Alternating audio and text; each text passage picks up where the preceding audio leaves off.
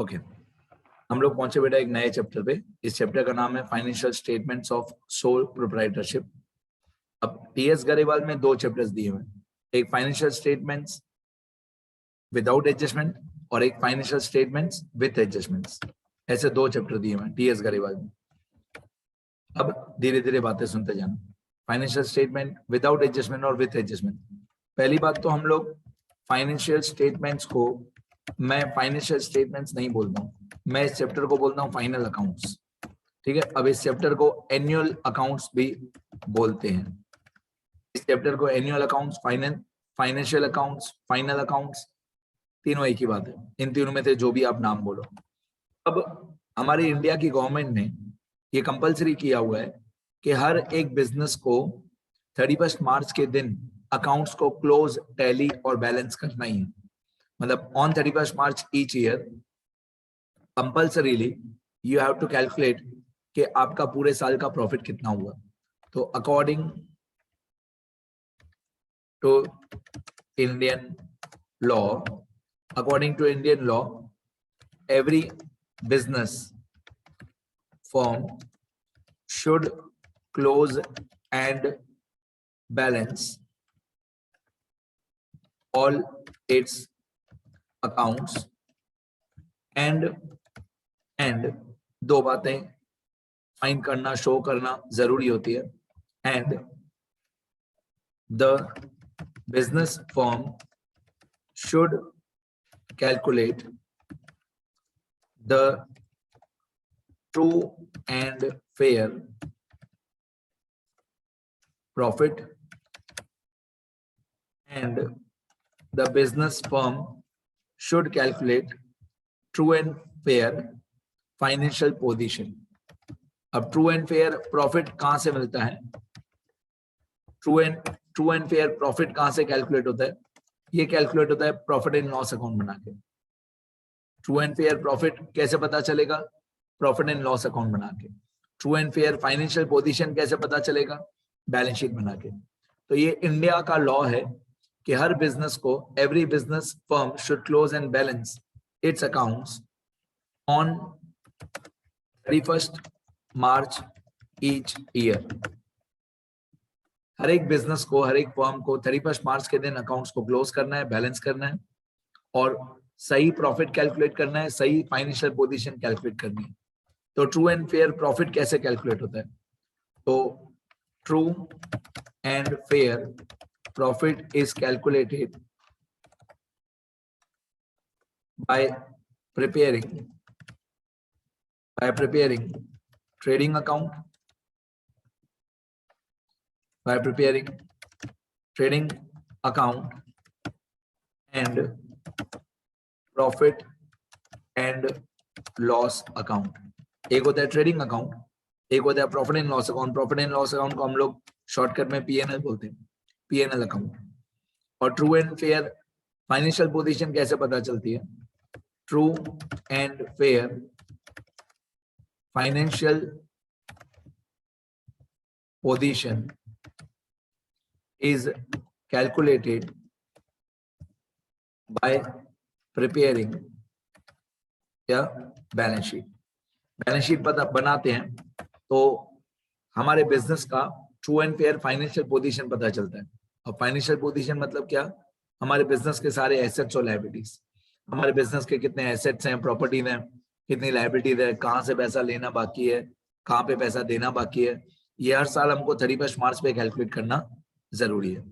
अब इस चैप्टर में कौन से नेसेसरी अकाउंट्स या स्टेटमेंट्स बनते हैं जो हर क्वेश्चन में बनाना कंपलसरी है?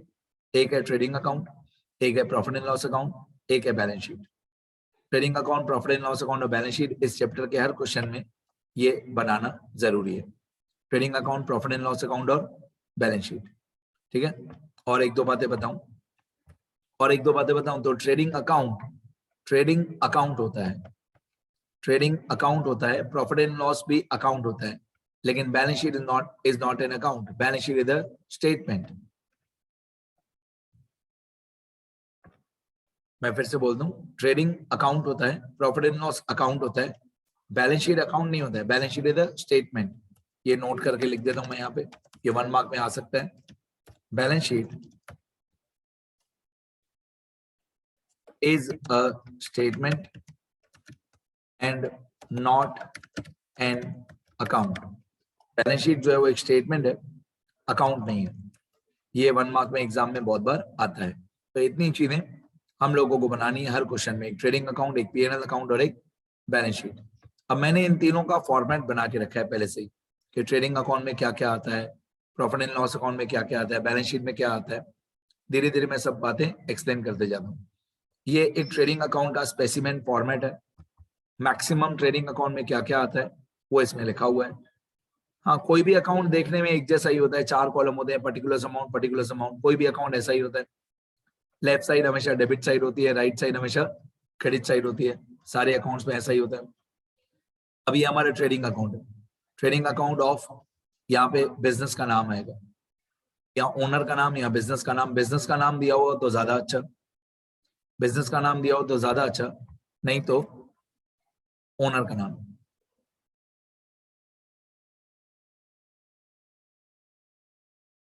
आगे अब ट्रेडिंग अकाउंट में क्या क्या आता है मैं आपको एक एक करके एंट्रीज बताता हूँ। 4 कॉलम हो गए, पर्टिकुलर अमाउंट, ये रुपीस का सिंबल पक्का लगाना। अब ट्रेडिंग अकाउंट में एक एक करके मैं एंट्री एक्सप्लेन करते जाता हूँ।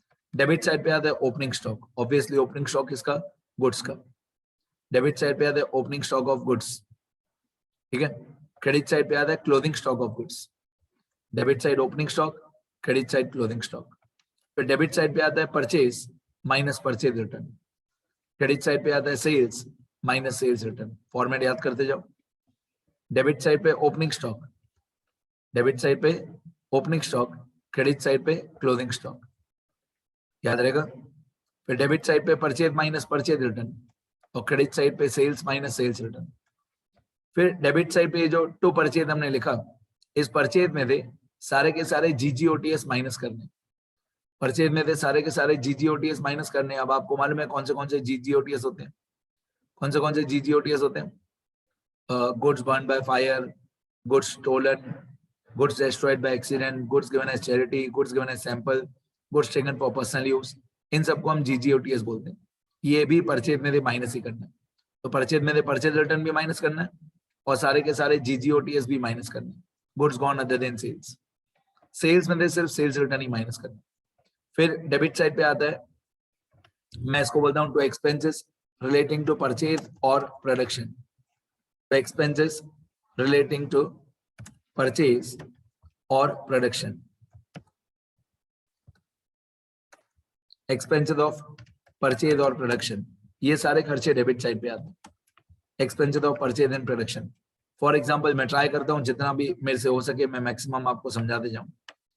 एक होता है डॉक चार्जेस, जब भी हमारे गुड्स आते हैं, जब भी हम गुड्स खरीदते हैं, तो हमारे गुड्स अगर सी पोर्ट पे, किसी डॉक पे, किसी पोर्ट पे उतर रहे हैं, तो उस पोर्ट के हम लोग चार्जेस पे करते हैं। डॉक चार्जेस हमारा परचेस का खर्चा है।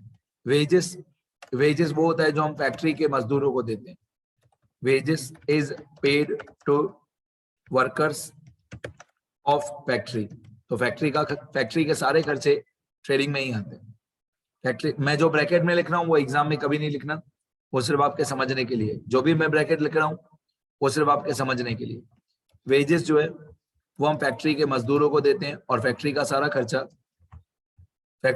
खर्चा ट्रेडिंग में आता है। Wages is paid to workers of factory. इसके बाद कैरेज इनवर्ड, कैरेज इनवर्ड मतलब गुड्स खरीदते टाइम ट्रांसपोर्टेशन का खर्चा, transportation expenses on purchase of goods, on purchase. Railway freight is also same, railway freight is also transportation charges on purchase of goods. Excise duty is one kind of government tax, paid on production. जितने भी हम goods produce करते हैं उस पे हम लोग excise duty पे करते हैं। ऑक्ट्रॉय, ऑक्ट्रॉय क्या होता है, जब भी हम लोग गुड्स को अपने शहर के अंदर, अपने सिटी के अंदर, म्युनिसिपैलिटी लिमिट्स के अंदर लेके आते हैं तो हमको ऑक्ट्रॉय पे करना पड़ता है गवर्नमेंट को। Again this is one type of government tax paid for bringing goods inside municipal limits, मतलब हम गुड्स को खरीद के लेके आए अपने शहर के अंदर, तो हम ऑक्ट्रॉय पे करते हैं। जैसे ऑक्ट्रॉय होता है कि आप गुड्स लेके आए शहर के अंदर, उसी तरह होती है custom duty. Custom duty is paid for bringing goods inside country limits. हमारी कंट्री की जो लिमिट्स है उसके अंदर जब गुड्स आएंगे तो हम कस्टम ड्यूटी पे करते हैं। अनलोडिंग चार्जेस मतलब गुड्स को ट्रक में से उतरवाने का खर्चा, अनलोडिंग चार्जेस, अनलोड करवाने। Demurrage, demurrage is one kind of penalty. Demurrage is one kind of penalty paid by us to transport company for taking late delivery of goods। मतलब हम ट्रांसपोर्ट में गुड्स लेने गए लेकिन देर से लेने गए, जिस दिन जाना चाहिए था उस दिन नहीं गए, उससे देरी से गए। तो अगर हम ट्रांसपोर्ट में गए और देरी से गए तो हमको डेम्यूरेज पे करना पड़ेगा। ये हमारे लिए एक पेनल्टी होती है, ये ट्रेडिंग में डेबिट होता है। Clearing charges is also one kind of dock charges, port charges. अच्छा, कस्टम ड्यूटी को इंपोर्ट ड्यूटी भी बोलते हैं, मतलब इंपोर्ट टैक्स। हमने गुड्स खरीदे किसी दूसरी कंट्री से, उस पर हमने टैक्स पे किया। डॉक चार्जेस, पोर्ट चार्जेस मैंने पहले भी बता दिया। Wharfage is remaining amount of carriage inward, या you can say outstanding amount of carriage inward। carriage inward मैंने आपको बताया, गुड्स खरीदते टाइम ट्रांसपोर्टेशन का खर्चा। carriage inward यहाँ पे ऊपर लिखा हुआ होगा, ये रहा carriage inward। carriage inward होता है गुड्स खरीदते टाइम ट्रांसपोर्टेशन का खर्चा, ठीक है। तो ये सारे जो खर्चे हैं, ये सारे जो एक्सपेंसेस हैं, ये परचेज और प्रोडक्शन के खर्चे हैं, ठीक है। अब यहाँ पे क्रेडिट साइड पे लिखा हुआ है एक by sale of scrap goods, by sale of scrap goods, ध्यान रखना ये क्रेडिट होता है। ये one kind of income, not exactly income, one type of income, sale of scrap goods. फिर हम ट्रेडिंग अकाउंट को टैली करते हैं, बैलेंस करते हैं, जितना भी डेबिट माइनस क्रेडिट डिफरेंस होता है, जितना भी डेबिट माइनस क्रेडिट डिफरेंस होता है वो फाइंड करते हैं। अब अगर हमारा ट्रेडिंग अकाउंट का डिफरेंस डेबिट साइड पे आ रहा है, अगर ट्रेडिंग अकाउंट का डिफरेंस डेबिट साइड पे आ रहा है तो हम उसको बोलते हैं ग्रॉस प्रॉफिट। और इस ग्रॉस प्रॉफिट को हम लोग, यहाँ पे आएगा डिफरेंस डेबिट साइड, यहाँ पे होगा डेबिट, तो हम इसको लेके जाते हैं प्रॉफिट एंड लॉस अकाउंट में क्रेडिट। यहाँ पे होगा डेबिट तो पीएनएल में क्रेडिट। तो अगर डिफरेंस डेबिट साइड पे आ रहा है मतलब ऑब्वियसली क्रेडिट का टोटल बड़ा है, क्रेडिट का टोटल बड़ा है और डेबिट का टोटल छोटा है। अगर क्रेडिट का टोटल बड़ा है और डेबिट का टोटल छोटा है तो जो डिफरेंस आएगा वो ऑब्वियसली डेबिट साइड पे आएगा। और अगर डेबिट साइड पे डिफरेंस आया तो हम उसको बोलते हैं ग्रॉस प्रॉफिट। ये ग्रॉस प्रॉफिट यहाँ पे होता है डेबिट, तो प्रॉफिट एंड लॉस अकाउंट में क्रेडिट। और अगर हम इसको उल्टा कर दें, अगर हम ऐसा कर दें कि डेबिट का टोटल बड़ा हो, अगर डेबिट का टोटल बड़ा होगा और क्रेडिट का टोटल छोटा होगा तो जो डिफरेंस आएगा वो क्रेडिट साइड पे आएगा, और क्रेडिट साइड पे जो डिफरेंस आएगा उसको हम बोलते हैं ग्रॉस लॉस। अगर क्रेडिट साइड पे डिफरेंस आएगा तो उसको हम लोग बोलते हैं ग्रॉस लॉस, और इस ग्रॉस लॉस को भी हम लोग प्रॉफिट एंड लॉस अकाउंट में ट्रांसफर कर देते हैं। तो अगर हमारा डिफरेंस क्रेडिट साइड पे आया तो उसको बोलते हैं ग्रॉस लॉस, यहाँ पे होगा क्रेडिट तो पीएनएल में होगा डेबिट। अब कॉमन सेंस की बात है, ग्रॉस प्रॉफिट या ग्रॉस लॉस दोनों में से कोई भी एक अमाउंट आएगी, दोनों नहीं आएंगे, ठीक है। मैं फिर से बताता हूँ, अगर क्रेडिट का टोटल है मान लो 2 लाख, मान लो क्रेडिट का टोटल है 2 लाख और डेबिट का टोटल है 1,20,000, तो डिफरेंस आएगा 80,000। डिफरेंस 80,000 कौन सी साइड रहेगा? Debit side. तो अगर डिफरेंस आया 80,000 डेबिट साइड, तो अगर डिफरेंस डेबिट साइड पे है तो हम बोलेंगे इसको ग्रॉस प्रॉफिट, यहाँ पे होगा डेबिट तो पीएनएल में होगा क्रेडिट। और अगर डेबिट का टोटल बड़ा है, मान लो डेबिट का टोटल है 1,50,000 और क्रेडिट का टोटल है 1,40,000, अगर डेबिट का टोटल बड़ा है तो डिफरेंस आएगा 10,000, कौन सी साइड आएगा? क्रेडिट साइड आएगा, 10,000 डिफरेंस। तो अगर डिफरेंस क्रेडिट साइड पे आ रहा है तो इसको हम लोग बोलेंगे ग्रॉस लॉस, यहाँ पे होगा क्रेडिट तो पीएनएल में होगा डेबिट। अब डिपेंड करता है कि क्वेश्चन में कौन सी साइड का टोटल बड़ा है और कौन सी साइड का टोटल छोटा है। लास्ट टाइम एक बार फिर से, अगर डिफरेंस डेबिट साइड पे हो तो हम उसको ग्रॉस प्रॉफिट बोलते हैं, अगर डिफरेंस क्रेडिट साइड पे हो तो हम उसको ग्रॉस लॉस बोलते हैं। ये ट्रेडिंग अकाउंट की मैक्सिमम सारी एंट्रीज मैंने आपको बता दी कि ट्रेडिंग अकाउंट में क्या क्या आता है। जो भी मैंने ब्रैकेट में लिखा है वो आपको नहीं लिखना है, सिर्फ समझने के लिए। हाँ, अभी आप लिख सकते हो अपनी नोटबुक में, पर एग्जाम में ब्रैकेट्स नहीं लिखने। ये ट्रेडिंग अकाउंट का फॉर्मेट हो गया कि भाई ट्रेडिंग अकाउंट में कौन सी एंट्रीज आती हैं।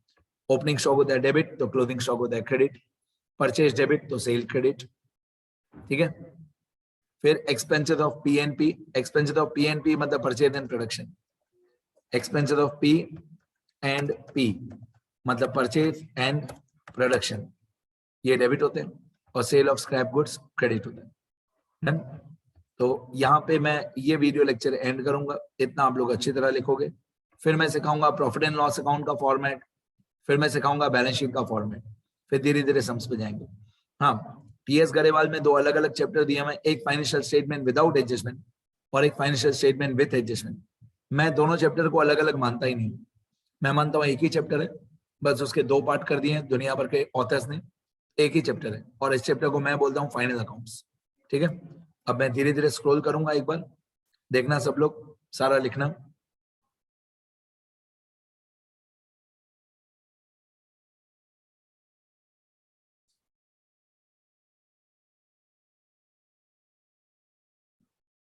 ये सब जो भी आपका बाकी हो लिखना अच्छी तरह।